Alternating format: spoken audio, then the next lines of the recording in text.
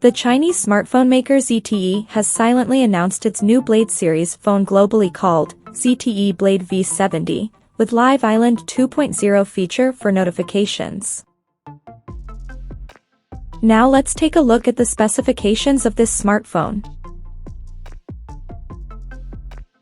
The ZTE Blade V70 features a tall 6.7-inch HD Plus display, with up to 120Hz refresh rate support.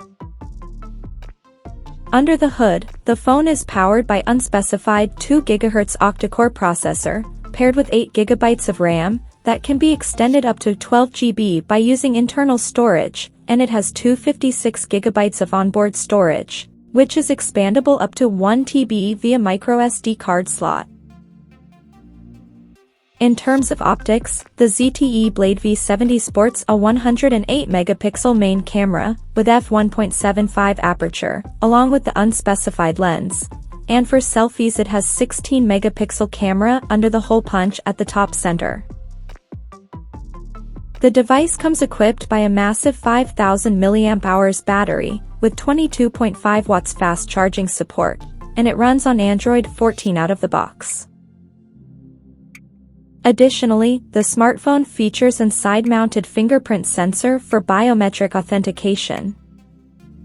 The connectivity option on the phone includes 4G, dual-band Wi-Fi, Bluetooth 5.2, GPS, NFC, 3.5mm headphone jack, and a Type-C charging port. So now let's have a look at the pricing details of this smartphone. Unfortunately, the company haven't revealed the pricing details at the moment, but we expect the phone to be priced around $150.